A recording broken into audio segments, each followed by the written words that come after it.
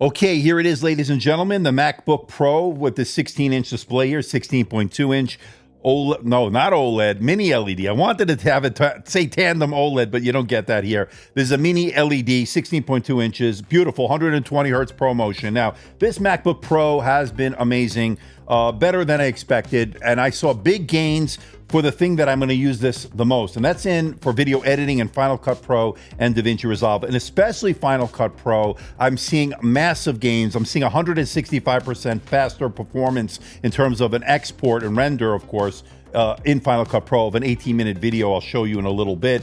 But amazing performance in terms of the GPU performance, amazing performance with the processor, single core, multi-core, off the charts, best numbers I've ever seen here on this channel. So that is the great stuff about it, right? But what the negatives are going to be, of course, this is a very, very expensive device, a very expensive laptop, and I don't think most people need to go for the M4 Max unless you have that specific need for the extra GPU cores that brings, and of course that extra horsepower that comes along with that. The build quality is off the charts on this. You get Thunderbolt 5 ports on this. You've got the amazing trackpad here, or touchpad, of course. It's haptic. But the keyboard I'm not the craziest about, and of course it does collect a lot of grease and fingerprints, but that's been the case with the MacBook line for a couple of years now. But it is an improvement over that 12-inch butterfly keyboard that was a disaster from Apple a few years back. But I think overall it's been pretty good. Now, there is a nano texture coating option for $150. I didn't elect to go with that because that was going to delay me getting this, and of course you can see the reflections there. I do have a lot of studio lights, but I will be honest with you, the standard display was not really that bad in terms of real world usage as far as the display, as far as reflections or glare. It's actually worked out pretty well. And of course, the overall aesthetics of this are okay. Now, it does have the notch here, but they do a pretty good job, I would say, of hiding it most of the time. But there it is. And there's no Face ID. So there is Face ID. No, there is no Face ID. You cannot log in with face recognition like on a lot of Windows laptops with the IR camera. Not the case with this one. So that's a negative there. As far as the full-size SD card reader, I love that as being a content creator. That's here. So I'm very happy with that. The size, of course, is bigger than the 14-inch, and supposedly they shaved off a little bit of weight on the 16-inch, although I don't really notice anything all that much, to be honest. Now, I'm going from the 14-inch to the 16-inch. I do notice it a little bit more in my bag, that extra weight. Definitely you can feel it, but the benefit, of course, is you're going to get more screen real estate as we have here. It's not my favorite in terms of the display. The mini LED is great, but I prefer OLED, and I was kind of hoping for that tandem OLED, but we didn't get it. We got it with the iPad Pro, but maybe next year we'll get it on the MacBook line. But that is so far what I'm liking about it. But let's get into the weeds. Let's get into the numbers. Why I think this is pretty fantastic as long as you're in the Apple ecosystem, you're doing content creation. This thing is an amazing, it's like a dream in a lot of ways for me. We'll get into the numbers and all that I always do. Oh, by the way, battery life off the charts here once again. Although I think last year I got a little bit better battery life, but we'll get into the numbers here and why I think the MacBook Pro 16 here for 2024 is a content creator's dream in a lot of ways. Let's get into it. Hey everybody, it's Andrew, and this is the M4 Max MacBook Pro 16 here for 2024. Coming up. You know the drill, folks. Without further ado, let's get this out of the box. So let's rip open these pull tabs, and they make it pretty easy. It's a pretty heavy box, by the way. Supposedly a little lighter this time, a smidge lighter. Nothing to be too excited about, to be honest with you. Okay, so here it is. I have it in the silver, and it does have some heft. We'll get a measurement of the weight in a little bit. So since I got the silver, we get the white braided cable here, and we've seen this one before, MagSafe connection on it. Some documentation. I don't believe you get stickers anymore, so I'm not going to even bother to even look. And then you get your 140 watt power charger, okay, with the flip out US prongs, okay.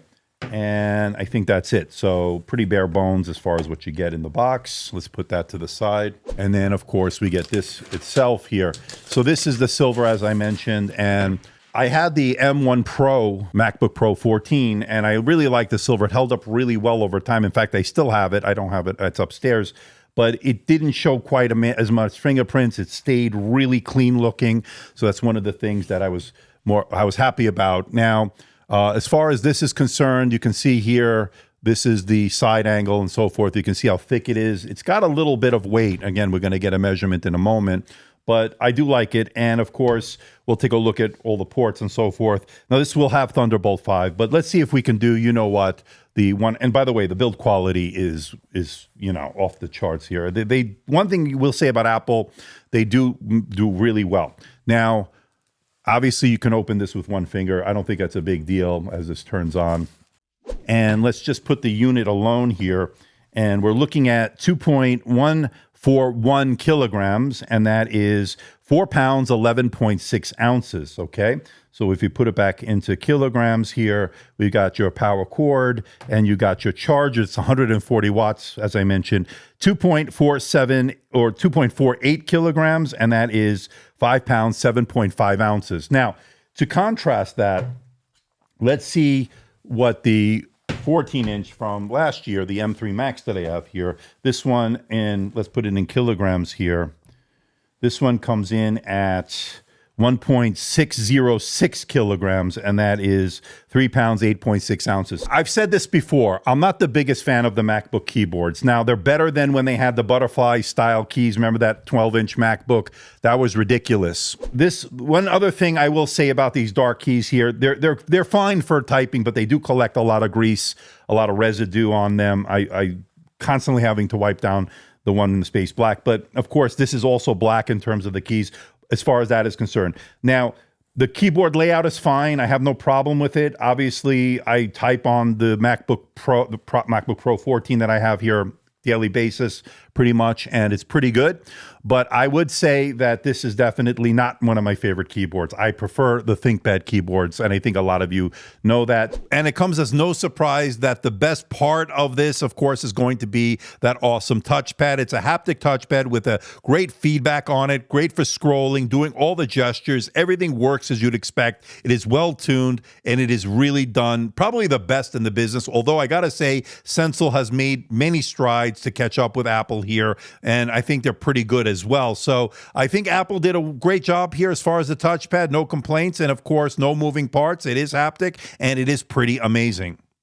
All right, let's check out the port selection. On the left side is your MagSafe 3 port. You get 2 USB Type-C Thunderbolt 5 ports and a 3.5 millimeter microphone headphone combo jack. Now, moving over to the right side, you get your SD card reader. It's a full-size SD card reader, and the cards stick about halfway out, not flush with the unit. You get a third Thunderbolt 5 port, and then you get an HDMI port to round out the ports. Notably missing, no USB-A. Apple did away with USB-A a long time ago, and it's not coming back anytime soon, so you can pretty much forget about that. But what's the big deal about Thunderbolt 5? Well, in its predecessors, the Thunderbolt 4 and the Thunderbolt 3, you can go up to 40 gigabits per second, whereas under Thunderbolt 5, you can go up to 80 gigabits per second with a boost up to 120 gigabits per second. So you're going to get a little bit more throughput. Now, I don't have any Thunderbolt 5 peripherals just yet or any kind of accessories, but once I do, I will test it out to see if there is a gain here, although this will make it more future-proof, and it's good to see Thunderbolt 5 on this unit.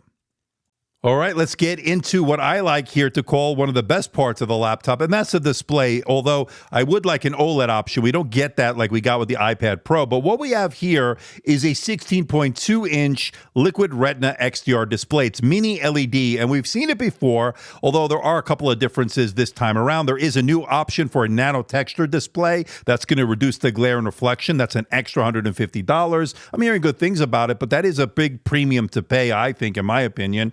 And then, of course, the resolution here is 3456 by 2234. It also is what they call a ProMotion display, basically a high refresh rate up to 120 hertz. So that gives you a very smooth, very fluid experience.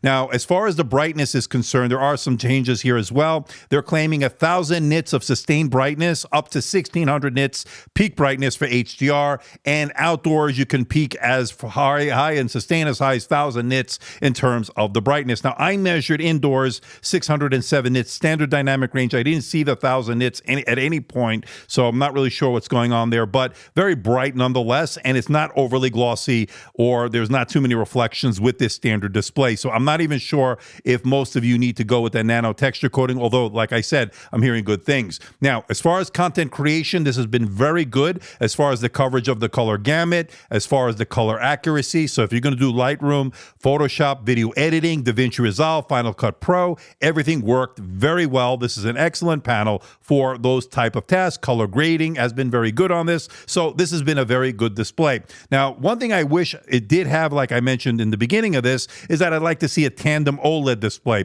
We saw it on that iPad Pro, and of course, we saw it with Dell in their XPS line as far as the XPS 13. So it would have been great to have a tandem OLED option here, but of course, we don't get it. Maybe down the road, at some point, Apple will release one. Who knows? But right now, this is what we're offered, and it's a very good offer nonetheless. Now, when it comes to performance, this thing is a beast, ladies and gentlemen. We're seeing the best single-core and multi-core performance to date.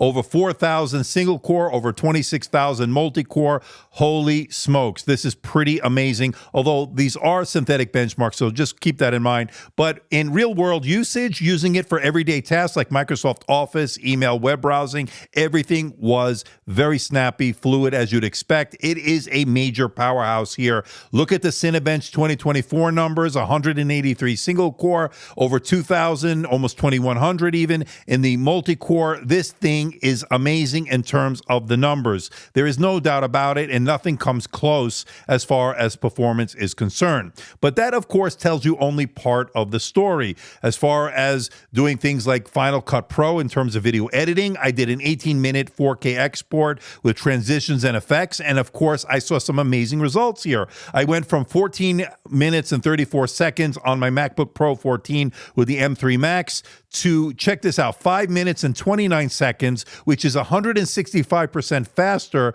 year over year. Now, of course, I went from the 14-inch to the 16-inch, and I got 2 extra cores in terms of the GPU. That certainly made a difference, but this is pretty fantastic in terms of seeing a gain year over year. And while we're here, check out that Mac Mini M4 Pro that I got here.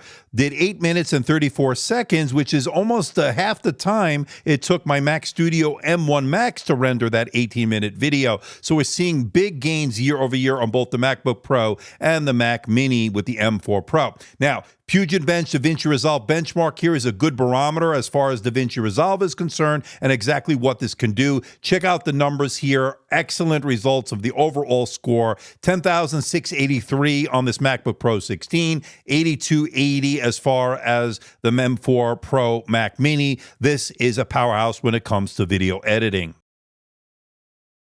And the results here were so impressive, especially when you compare it to a Windows counterpart, say the Asus ROG Zephyrus G16 that I have here with that Ryzen AI9 HX370 and the RTX 4070 GPU.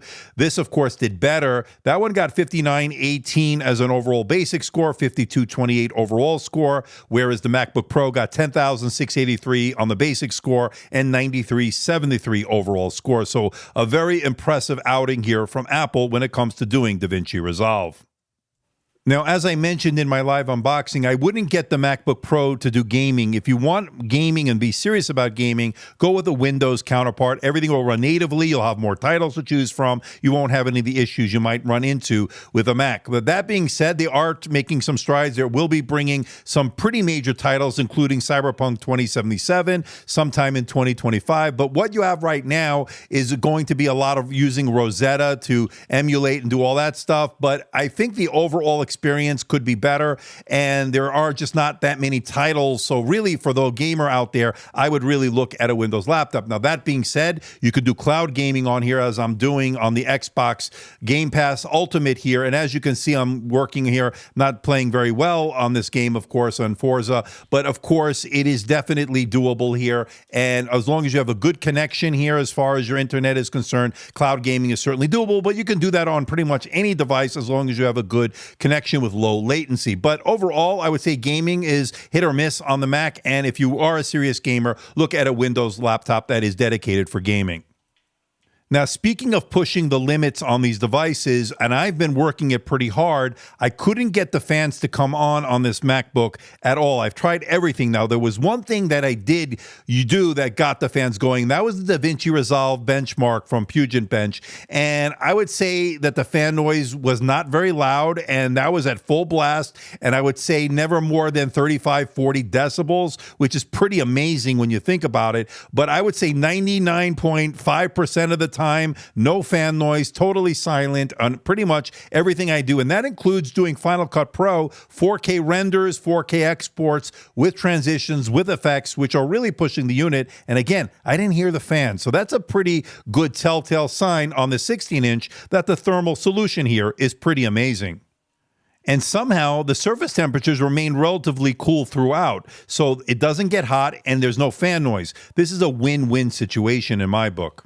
Now, Apple is touting some pretty impressive battery numbers, and of course, they've been pretty accurate over the years compared to some other OEMs and other brands, but I would say, you always have to take it with a little bit of grain of salt, and everybody's use case is a little bit different, but in this case, I ran a 720p video, 50% screen brightness, and it went from 100% charge to 0, and it took 24 hours and 22 minutes, which is very impressive and in line with what Apple is claiming, so that's pretty good. Although what's interesting is it's doing less battery than last year's M3 Max, which did just shy of 28 hours on that same test. And then the MacBook Pro 14 with the M4 Max, that did 28 hours plus.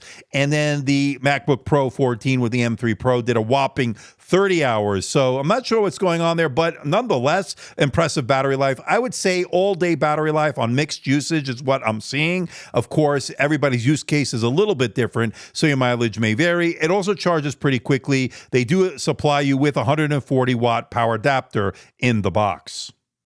And for those wondering, yes, you can open the lid with one finger, and there was minimal screen wobble, although a little bit I noticed here and there. But when typing, it's pretty well built. This machine is rock solid. Now, the speakers on the MacBook Pro, once again, are pretty fantastic. The audio is the best in the business. Although, I gotta say, when I did the live unboxing, when I put it up against the Lenovo Yoga Pro 9i, that had the best Windows speakers to date to me, and that really held its own with this one. I'm gonna show you in a moment why I think they're both very good. This one is extremely good, of course. The fidelity, the science that went into the sound has been pretty much off the charts, and they've done a fantastic job. So kudos to Apple for the amazing sound coming out of this. But let's give it a listen. I'm going to compare this with that Yoga Pro 9i from Lenovo. Again, the best, I think, for the Windows side, but of course, that's purely subjective. All right, let's give them a listen.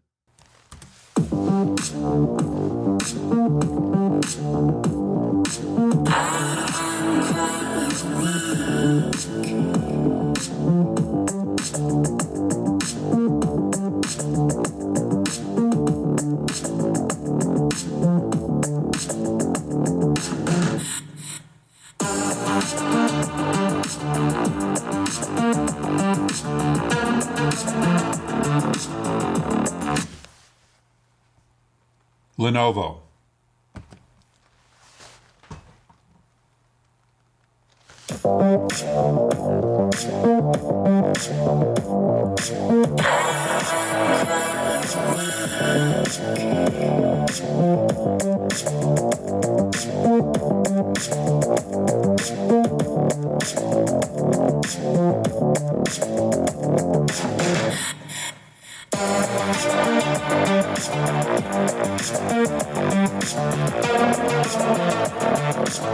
So this is the camera on the new MacBook Pro. This is the M4 Max, by the way, for those wondering, 16-inch here. So no IR, no face recognition or face ID with this like you get on the iPhone. Kind of a little bit disappointed in that.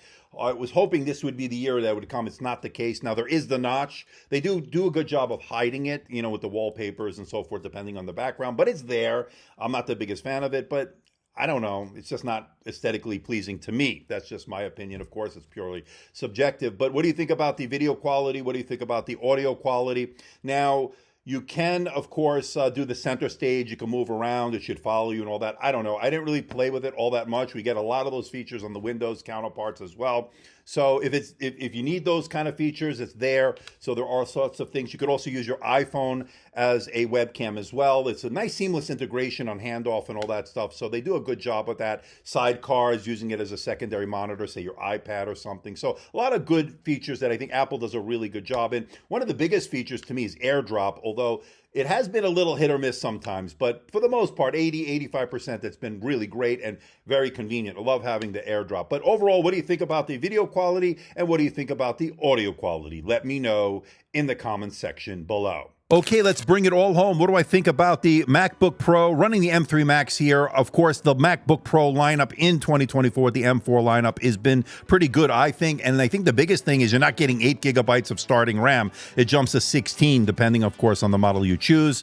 I think the M4 Max is a really nice jump here for me because I'm coming from a M3 Max and I saw a pretty substantial jump in terms of the render and export time with Final Cut Pro. One of the main reasons I use the Mac. So that is a big deal to me. It went from, I think, like 13 or 14 minutes down to, or I think 13 minutes down to 5 minutes. So really about 165% jump, and that's faster. So that's great.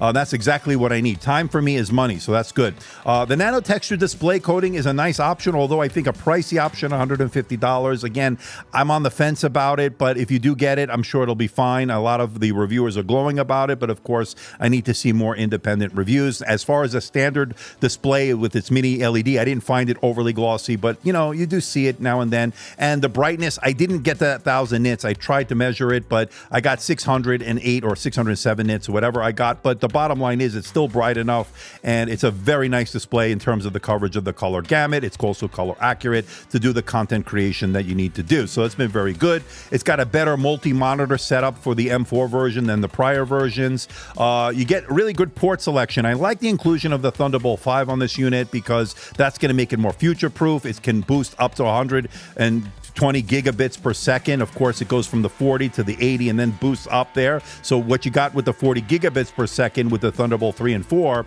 now boosts up to 80 and then 120 when needed. So that's been pretty good.